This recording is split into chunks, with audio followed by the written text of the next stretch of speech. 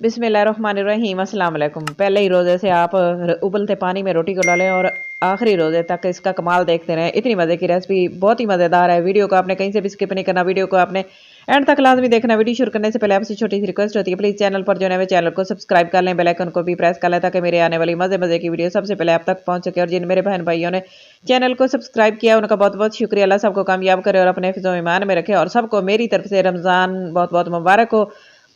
तो देखें वीडियो को शुरू कर लेते हैं। तो मैंने मैदा लिया है जिसे हम समोसे बनाते हैं, आधा कप। इसको अच्छे से छान लेंगे ताकि इसके अंदर से ना कोई गुठलियाँ वगैरह वो सारी ख़त्म हो जाए। तो बस आपने छानने का काम लाजमी करना है। छानने के बाद हमने इसके अंदर कुछ चीज़ें ऐड करनी है, वो भी मैं आपको बताती हूँ। तो देखें इस तरह छान लिया मैंने,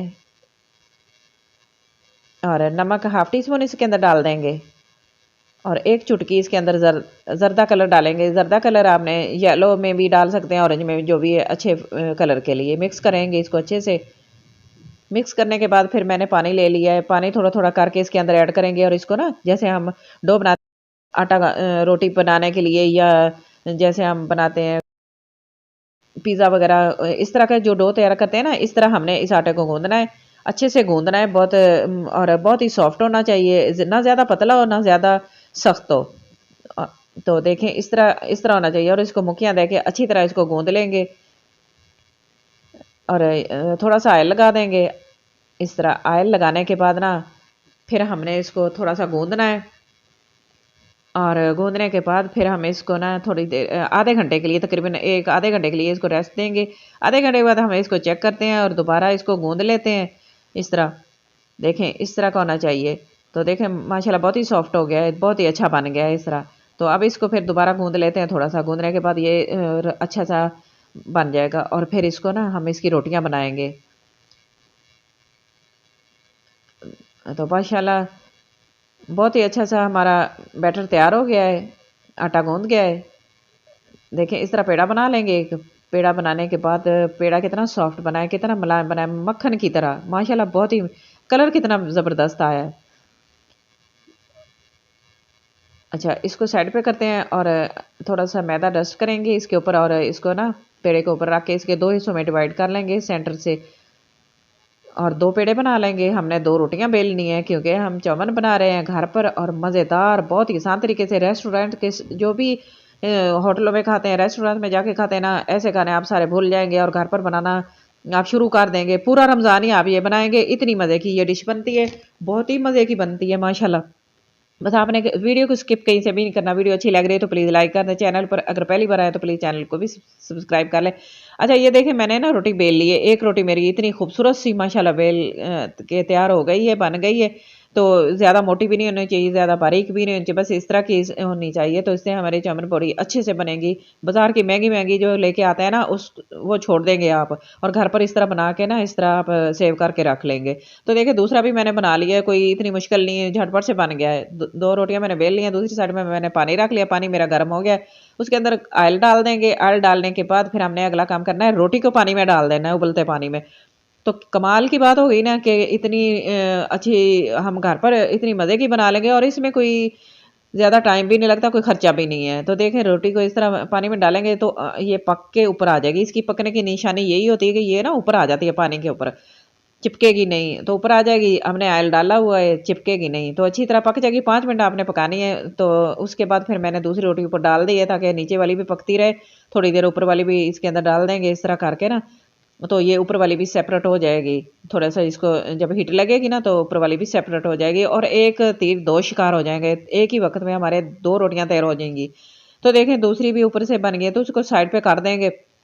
मेरे पास थोड़ा सा चम्मच छोटा है ना जिसके साथ मैं इसको इस तरह कर रही हूँ, तो मुश्किल हो रहा है, थोड़ा सा हाथ जलता है, गर्म लगता है। इस तरह ऊपर उठा के ना ऊपर कर लेंगे। तो इस तरह एहतियात से करनी चाहिए, टूट रही है, टूट भी जाती है, तो बस ये इस तरह कर लेंगे। चम्मच बड़ा होना चाहिए इस तरह करने के लिए ना, निकालने के लिए। तो दूसरी थोड़ी सी मेरी रोटी टूट गई है, कोई बात नहीं, हमने इसको कटिंग कर ही लेनी है बाद में। तो देखें बाकी चीज़ें मैंने तैयार करके रख ली, कलरफुल सी, बच्चों के माशाल्लाह, बड़ों की भी मौजे, बच्चों की भी मौजे, इतनी ज़बरदस्त चीज़ें तैयार करके हमने रखी है। तो बस ये जैसे जैसे मैं आपको इस्तेमाल करूंगी आपको बताती जाऊंगी। कढ़ाई मैंने रख ली है, ऑयल डालेंगे 2 टेबल स्पून। ऑयल डालने के बाद अगला काम हमने क्या करना है, इसके अंदर मैंने ना थोड़ा सा लहसुन काट के ना, लहसुन के 2-3 जवे काट के बारीक, वो रख लिए थे।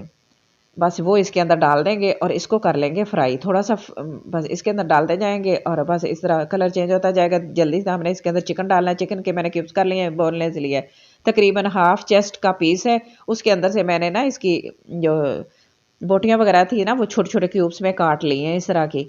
तो बस ये इतना 1 कप के करीब है। तो इसको अच्छे से इसका कलर चेंज हो जाएगा, अच्छे से इसको फ्राई करेंगे, साथ नमक डाल देंगे। नमक मैं हाफ़ टी स्पून ही डाल रही हूँ और काली मिर्च का पाउडर भी हाफ़ टी स्पून डाल रही हूँ। आप अपने टेस्ट के मुताबिक कम या ज़्यादा कर सकते हैं। स्पाइसी जो होते हैं ना उनका कोई नहीं होता कि आप अपने टेस्ट के मुताबिक कम या ज़्यादा कर सकते हैं, लेकिन मुझे जितना अच्छा लगता है मैं उसी हिसाब से अपने हिसाब से डालती हूँ।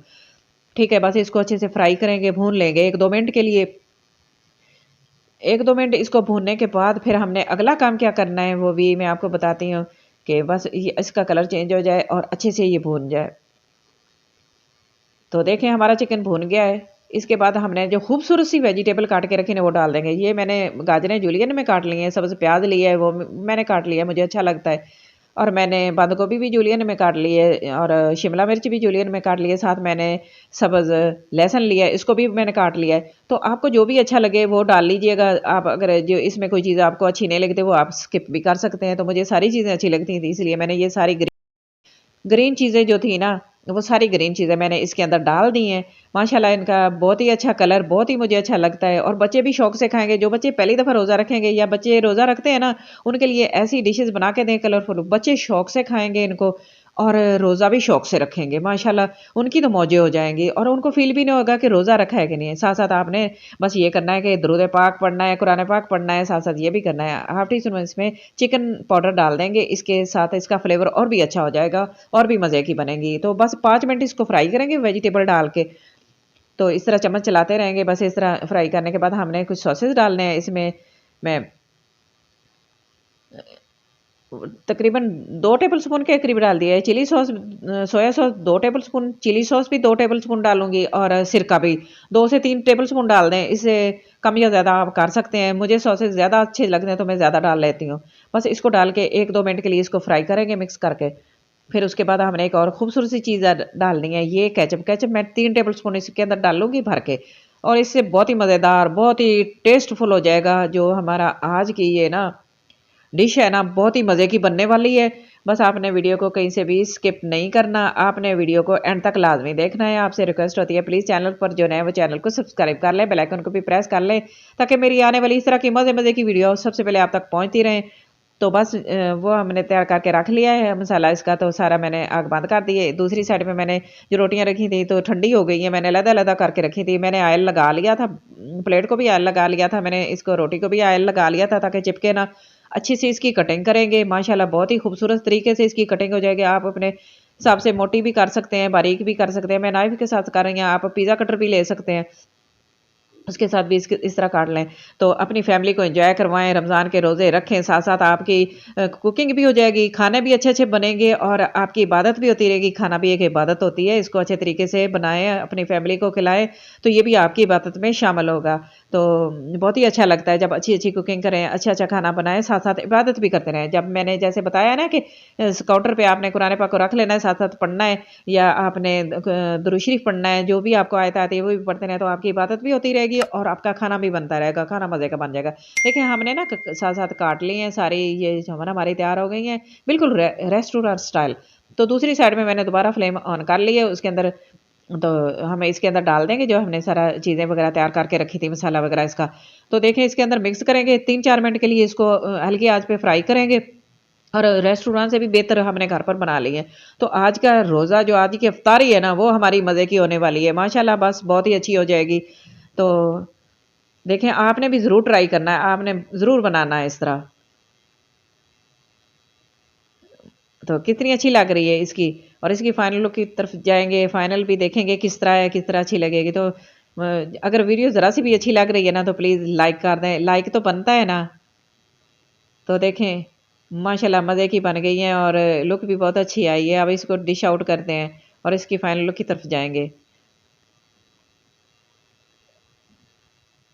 तो देखें, इसको डिश आउट मैंने कर लिया माशाल्लाह, बहुत ही अच्छी बन गई है, बहुत अच्छा लग रहा है, कलर भी बहुत अच्छा है।